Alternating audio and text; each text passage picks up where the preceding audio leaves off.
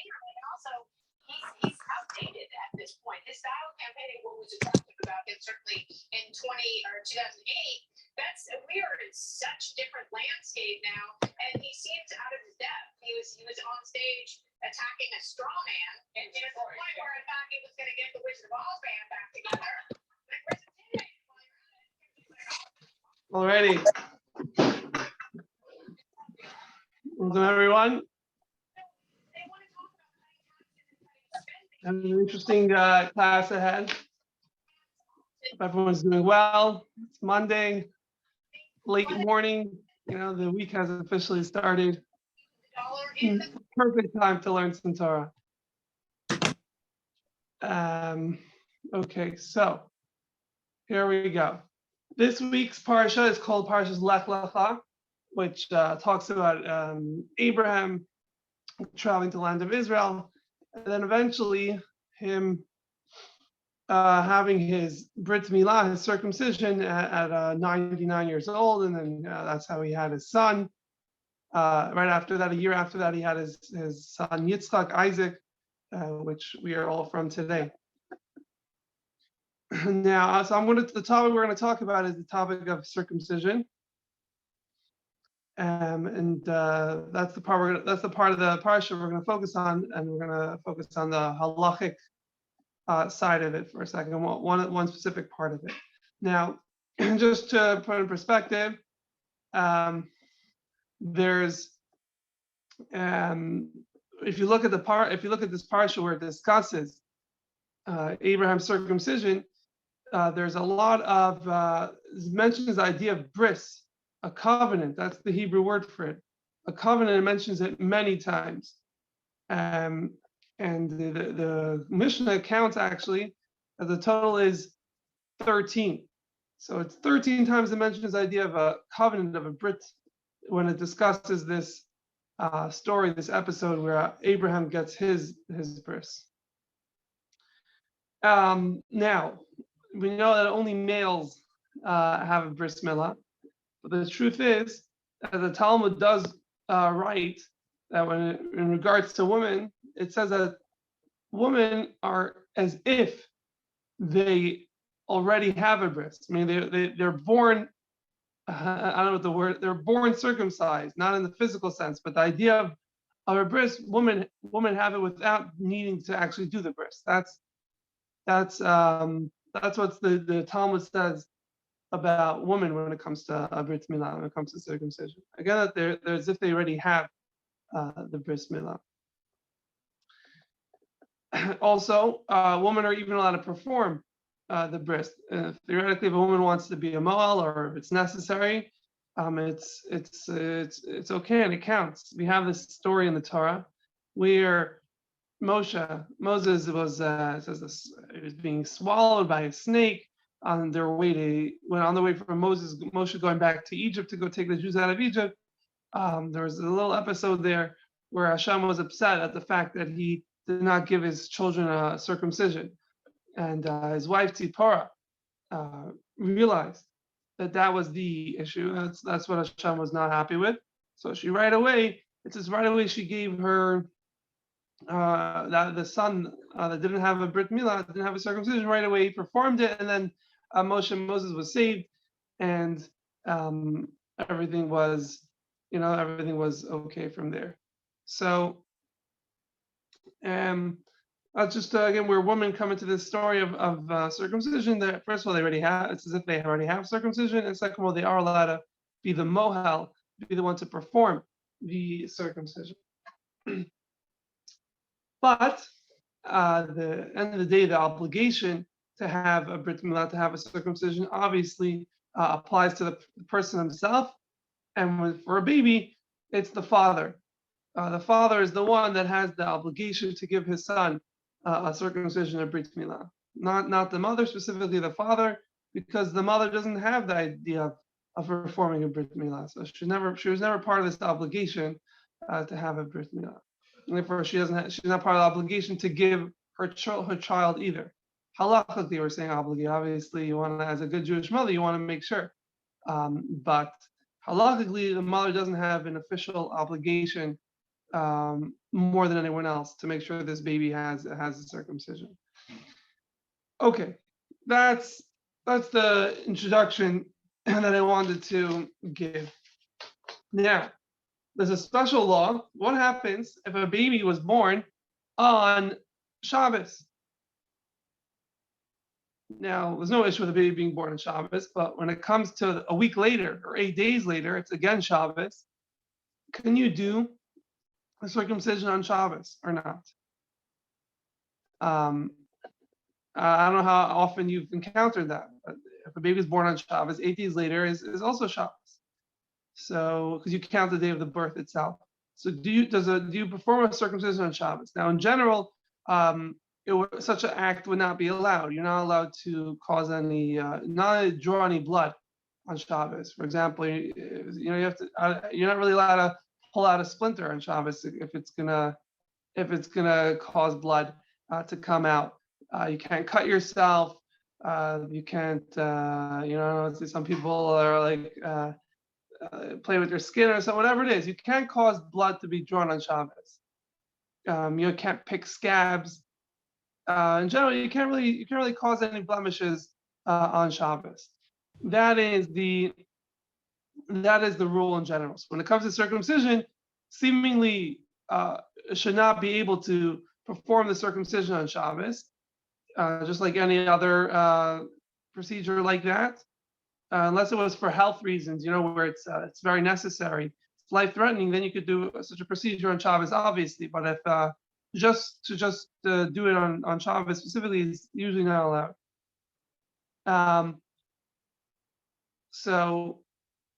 But the law is again for Brit Milah that you are allowed to. It's a special law that a Brit Milah is allowed to be performed. The circumcision is allowed to be performed on Shabbos. But there's an argument. Everyone agrees with that. But there's an argument about where do we know this from? How do we know that a Brit Milah can be performed on Shabbos? Again, it's like we might naturally think obviously you could do it on Shabbos, but it's not. It's on the contrary. It's a novelty that we could do it on Shabbos. And there's an argument exactly where we can find this. Where do we find this in the Torah that it could be performed on Shabbos? So the place we're going to quote from is Tractate Shabbos, naturally, page 132. Now on page 132, there's a few opinions about where we learn it from. One of them learns it out from the words os bris in our parsha mentions that the circumcision, the Brit Milah, will be a bris. Now, we usually, when we hear the word bris, we think of circumcision, but the truth is that the word bris really means covenant. And the bris is a covenant between us and Hashem. So it says, os bris, this will be a sign of a covenant between us and Hashem. And it uses that terminology also in regards to Shabbos. And it tells us that a bris, a circumcision, will push away the laws of Shabbos, and you can perform the circumcision on Shabbos. That is one opinion. His name is Rav Nachman. Now, there's another opinion, Rabbi Yochanan. Obviously, you have the common expression is you have two Jews, three opinions. So Rabbi Yochanan argues. He says, no, that's not a good source for the fact that a circumcision could be performed on Shabbos. Rather, the place that we know it from is because it says in the verse in a different parsha Shmini, in the Leviticus. It says, "B'yoma Shmini Yimol." On the 8th day, Yimol, you should circumcise his flesh. So he learns out. It says, "Bayom," on the 8th day, meaning you have to make sure to do it on that day, even if it's on Shabbos. You still do it. You still perform the circumcision. That's how he learns it out. It says, "B'yoma Shmini Yimol." On the 8th day, on that day, make sure it's that day, even if it's Shabbos, you should still perform the bris. That is how Rabbi Yochanan learns it out from. Now, there's another book called the Mechilta. I can't go into what exactly it is right now. There's a book of Mechilta, which is the Talmud is not a commentary on the Torah. The Talmud is actually more of a commentary on the Mishnah, if you're familiar with the Mishnah. The Mechilta is a commentary. It's like a Talmudic commentary, but on the actual Chumash, on the actual Torah itself, on the 5 books. So in there, it actually learns this law from a different place, from a third place. How do we know someone that a circumcision can be performed on Shabbos, even though seemingly it's drawing blood, and drawing blood is not allowed on Shabbos? So he learns it out from the fact that the verse says, "V'shamru as b'nei Yisrael," and then it finishes off the Dor Sam B'ris Olam, which means for generations, Bris Olam should be a covenant forever. Saying simply saying that Shabbos is a covenant between us and Hashem. But the way the Mechilta learns from this verse is that you should keep Shabbos. How? That if you encounter a circumcision of Brit Milah, the 8th day falls out on Shabbos, you should perform that Brit Milah. You should perform that circumcision on Shabbos. So you have 3 different places. Okay. Now, seemingly it's just whatever. Okay, the law everyone agrees with. Can you perform a circumcision on Shabbos if it's the 8th day? Yes. By the way, if it's not the 8th day, if for whatever reason the circumcision was pushed off, the baby was yellow, or for whatever other reason, then it can't be done on Shabbos. Only if specifically the 8th day, then it can be done on Shabbos. As a side point. But seemingly, the fact that you could push off Shabbos for a circumcision, that everyone agrees with. The only thing is, where do you learn that out from? We have 3 different sources. But seemingly there's no actual practical difference. There's no case where there's an actual halachic difference. That's seemingly the how to look at it. But there's a book called the Bahag, which stands for Bal Halachos Gedolos. He's one of the first people to write after the Talmud, to write the actual halacha, to write the actual law, not just to write the arguments, but to actually start telling you what's the actual law. He's one of the first people to write that. He's called the Bahag because he wrote the book, the Sefer Halachos Gedolos, the book of great laws, great halacha. And over there, he brings this discussion, and he writes that the law is like Rabbi Yochanan.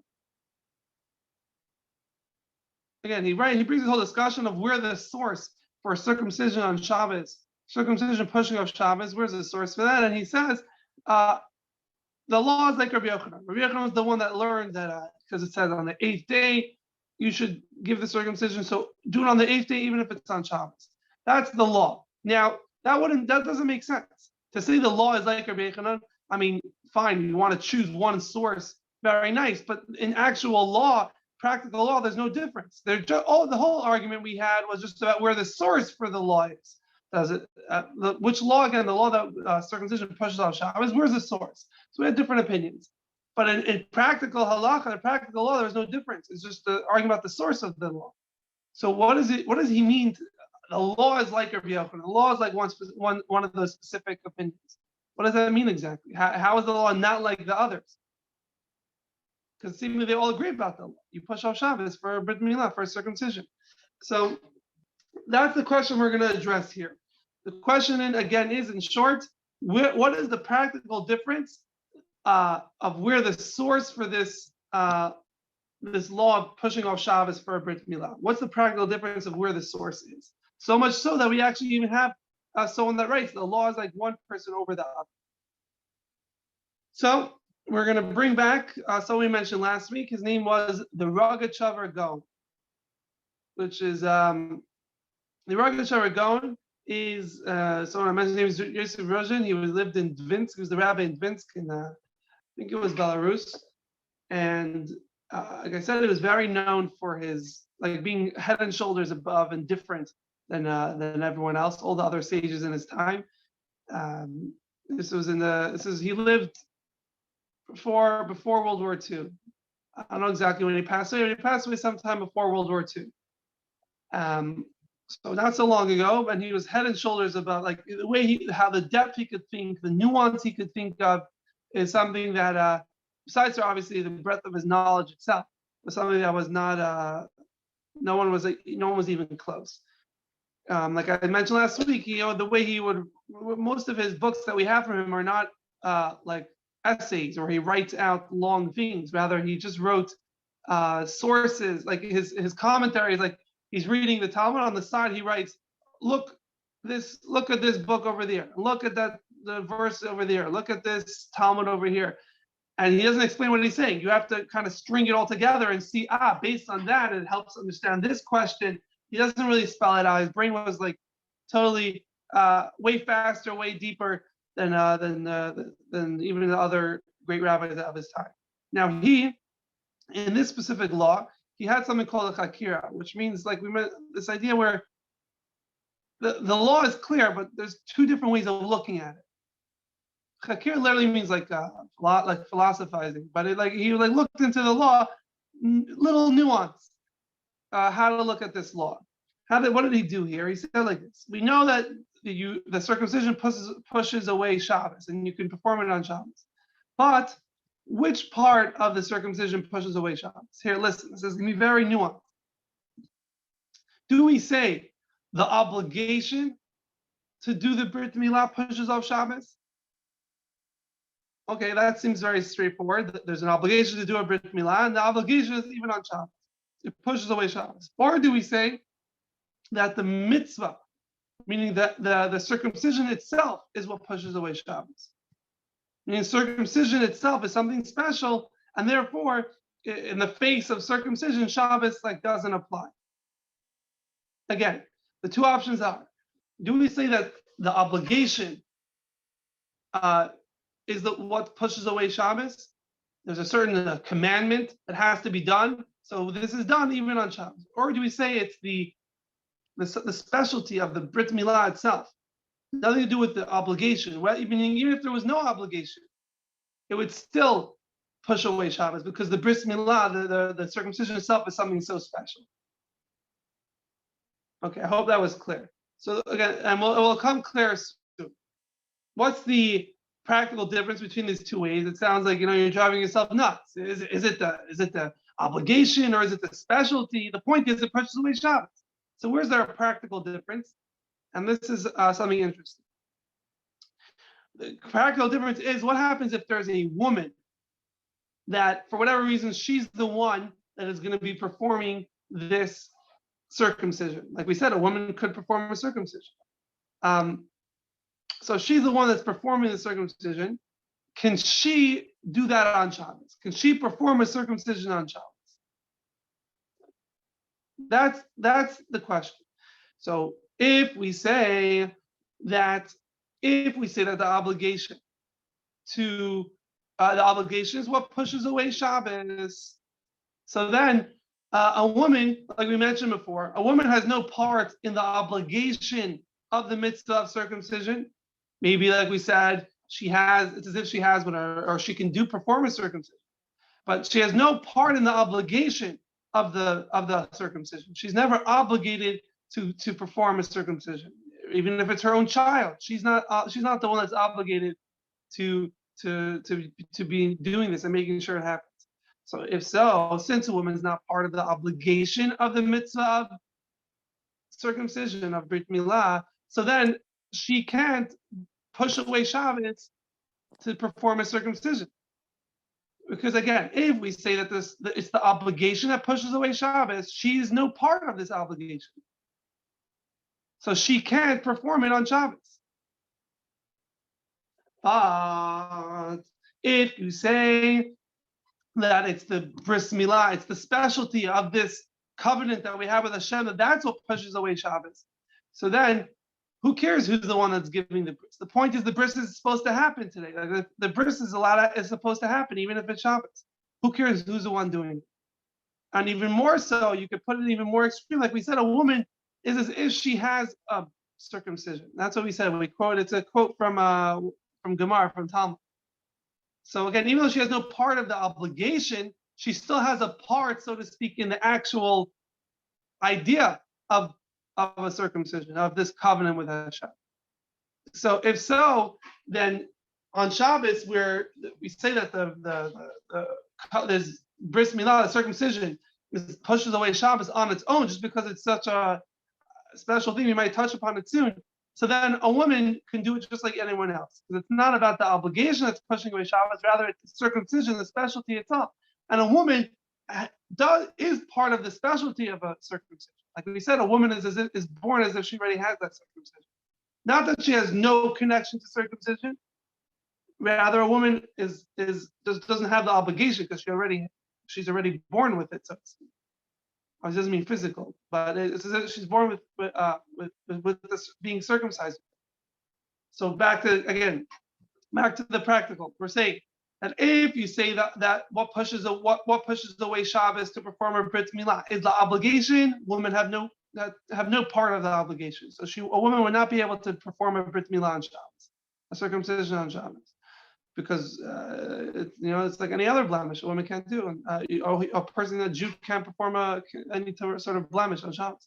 But if you say that what's pushing away Shabbos is the circumcision itself, the specialty of it, the actual fact that this child now won't have the foreskin, etc. So then a woman can do it just like anyone else, and a woman is as much part of the after effect, so to speak. The final.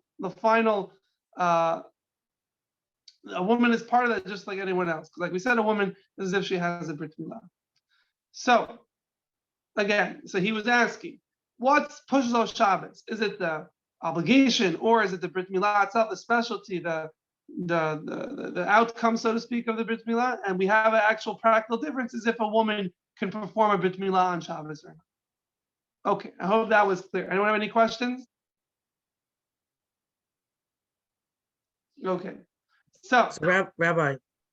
Yeah. So little funny, I guess. 30 years ago, my daughter was born. We didn't want to know the sex of the baby, so we called the moil to find out about the bris, setting the bris, and he said, and I was having a C-section, so he made it very clear that if I was having a C-section, not to do it on the date that we liked for the birth would have been a bris on Saturday. And he said, no, I don't want to do that. And he was the best moil here where I live in Maryland. So we changed it to December 5th so that she was born on a Thursday. So that the bris would not, and it was a girl. So it didn't matter. But it was really, I remember that very well. So interesting. Yeah, it's like the little factors that people don't realize. Yeah, he brought that up. I'm not doing a bris on Saturday planned. A C-section, you can plan, you can move it a day or two. So not that day, but I do have a question. What about Yom Kippur? If a bris would sit on Yom Kippur? So again, if it's the 8th day, then it would push off Yom Kippur also. It's awkward. It's funny. You can't really have the party of the bris, but it would push off Yom Kippur. Wait, I'm sorry. What did you would do the bris on Yom Kippur? Yeah, the circumcision itself you would do. You wouldn't have the celebration. Okay. There's no eating. There would still be no eating, etc. But the actual circumcision itself would be performed. And would people then have a celebration later, or you would not have one at all? I'm sure people would do it. I'm sure what practical, and it's definitely happening. I've heard of it. I just don't remember a specific story. But if I remember correctly, what people want to do is they try to do the bris later in the day, not in the morning. They do it later in the day, closer to the end of the day, and then just a few hours later, you could already. You can already celebrate. You can already have. So the after meal, the break fast for them is the bris celebration. Okay, that's okay. Thank you. Okay, so now, so what we have it all laid out. What we need to do now is figure out how do we answer this question. How do we find out the answer? Is it the obligation that pushes away Shabbos, or is it the bris milah itself? So. You can guess where we're heading based on the source of this law. That would tell you which one it is. So let's start with the clearest one. We said that they're the Mechilta. It's learned out from the verse. It says Bris Olam. So in other words, it's in the laws of Shabbos. It's a verse about Shabbos, and it's telling you to perform the bris on Shabbos. This is very similar to a law. Let's say someone's not feeling well, whatever. Someone's really sick, life-threatening sick. So you want to take them to the hospital. Can you drive them to the hospital? Can you perform the surgery? There's a lot of desecration of Shabbos that goes along with life-threatening situations. Can you do that? And the answer is obviously yes, that you know. And the reason that's given, I'm sure there's many different lines that are given about it, but one of the main ones it says, kind of desecrate this one Shabbos so this person can keep many more Shabbos. They pass away, and they're not, so you can't take his line literal. Like it's very delicate. But the idea that it said is, in other words, push away this Shabbos so that you can have many more Shabbos. And what you take out of this line is that it's not that, oh, we're pushing away Shabbos to save the life. Rather, this is Shabbos. In order, you want to do Shabbos properly in this scenario where someone's life is in a life-threatening situation, then what is Shabbos? To push away, to desecrate it, so to speak, to break the rule and actually heal that person or take care of that person. It's part of Shabbos itself. And if you see it's part of Shabbos itself, so then it's a whole different way of looking at it. For example, if it's just pushing away Shabbos, then you're like, oh, you know what? Don't do that because that's not so necessary. And you start making all these calculations, try to minimize the desecration of Shabbos. But if you say this is how you're keeping Shabbos by saving the life, by pushing away some of the laws of Shabbos, this is how you're keeping Shabbos, and it's a whole new way of looking at it. So too here. But if we would say that where's the source that we push off Shabbos for a circumcision is from this, from the verse of Shabbos itself telling you, oh, keep Shabbos by performing a bris. So then, what is that showing you? It's very clear that what's pushing off Shabbos is the bris itself. Why? What's the idea of a bris? We said it's a sign of a covenant between us and Hashem. What's Shabbos? Same thing. Shabbos is also called a bris. Shabbos it's also called a os bris, a covenant between us and Hashem. And so, and in a certain way, the covenant of a bris is even greater than the covenant of Shabbos. So they're kind of one and the same. It's not like, oh, we have two conflicting things here. We have bris, we have Shabbos, and what do we do? One's better than the other.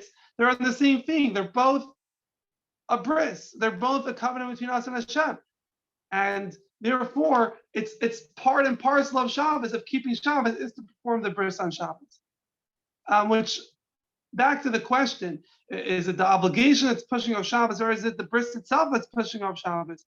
According to this way of looking at it, of course, it's the bris itself. A bris is a covenant, Shabbos is a covenant, so they don't contradict each other. You could perform on Shabbos. So it's not the obligation that's pushing off Shabbos.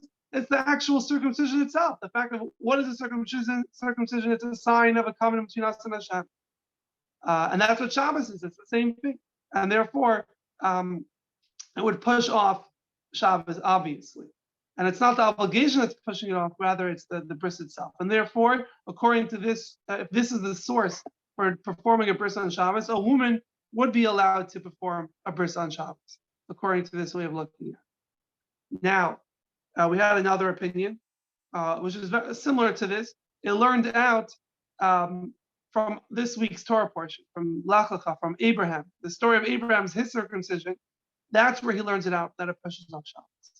Now, why does he choose this one? Why doesn't he choose the one which is said after the giving of the Torah to the Jewish people, not just to Abraham, but to all the Jewish people, to perform a bris? Like we said, it says, B'yom hashmini imol, on the 8th day you should perform the circumcision, even if it's on Shabbos. Why does he learn it out from there? Why does he specifically choose to learn it out from the story of Abraham?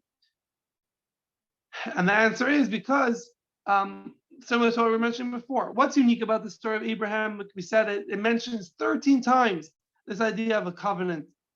The circumcision is a covenant between us and Hashem, showing how special, how important, how big the idea of a circumcision is. And therefore, he chooses to learn it out of there, because what he's trying to tell you is what's pushing off Shabbos is the magnitude, the importance of what a circumcision is. It represents this covenant. 13 times it says covenant by Abraham. It represents this idea of a covenant between us and Hashem. And that's why he learns out specifically from there, which shows us again that what is pushing off Shabbos to perform circumcision? The bris itself. Not the obligation to do the bris, but the actual idea of what a bris is, of what a circumcision is, how big that is. That's what's pushing away Shabbos. And therefore, again, according to that, if a woman is the one that's going to be performing the circumcision, she can do it even on Shabbos, according to this source. But according to the other opinion, if you say the source is, oh, it says on the 8th day you should perform the circumcision, even if it's on Shabbos. Then what is it talking about there? Here it's talking about the actual obligation. You have an obligation on the 8th day to perform it. And this obligation even applies on Shabbos. So now, according to that opinion, it's a different way of looking at it. What pushes off Shabbos? The obligation. A woman has no part in the obligation of the circumcision. Maybe she has a part in the actual outcome or the actual covenant between us and Hashem. But the obligation of a circumcision, a woman has no part. And therefore, she would not be able to, not be allowed to perform the circumcision on Shabbos, according to that opinion. And that is actually the law. When we quoted the Bahag, the Baal Halachas Gdolos, that one of the first halachic books after the Talmud, when it says who the law is like, he writes the law is like Rabbi Yochanan, who's the one that learns that it's the obligation, not the actual circumcision itself. So to recap, first of all, anyone have any questions on what we said? Just to give a quick recap, in this book's parsha talks about Avram's circumcision, Abraham's circumcision, and the topic we discussed is the circumcision on Shabbos. So everyone agrees it's allowed to be performed on Shabbos, but where's the source that it could be performed on Shabbos? And for that, we had different sources, and we asked what's the practical difference in halacha between what the source is. And you even see someone chooses one over the other. What are you choosing one over the other? There's no difference in law. So we answer the difference in law would be in regards to a woman performing a circumcision on Shabbos. Can a woman be the one to perform it on Shabbos? Based on the source, that would tell you what's pushing off Shabbos. Is it the obligation or is it the bris milah, the circumcision itself? If it's the obligation, then a woman has no part of the obligation of bris.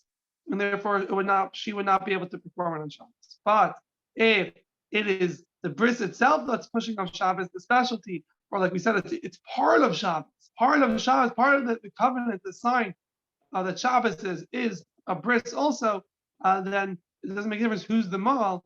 And we added even one more, and a woman would be able to do it. And we added even one more layer. A woman is part of the idea of circumcision and this covenant. The woman, like we said, the Talmud says a woman, not that she has no part in this idea of circumcision, rather she's born already circumcised. Meaning she has this covenant. This the whole idea of a bris milah woman is part of, she's just not part of the obligation, and that's why she could very much be involved with the actual bris itself on Shabbos, because that's really what it's all about. In fact, this pushing of Shabbos, according to that opinion, is the fact that is a fact about this covenant that a woman is part of, and therefore she would be able to do it. Now, the actual law, like I said, the actual practical law is like the opinion that it's the obligation that's pushing off Shabbos, and therefore a woman would not be able to perform the Brit Milah on Shabbos. What was the question that I saw? Let me see, 1 second. Oh, so when it comes to, like I mentioned before, if the bris milah won't happen on the 8th day, and meaning let's say a premature baby, you don't perform a circumcision so quickly, you give it time. So then once it's not on the 8th day, then it doesn't push off Shabbos. And you cannot, let's say the baby becomes ready on Shabbos to get a bris, you can't do it on Shabbos. You have to push it off to Sunday. So therefore, it would not be part of this discussion. Alrighty, amazing. Okay, I'm gonna go. I hear my baby crying. I'm gonna run downstairs. So good to see everyone. Thanks for joining. And there's a Tani class tonight, 7 p.m. So you're all personally invited. Alrighty. Thank you, Rabbi. Thank you. Bye. Bye.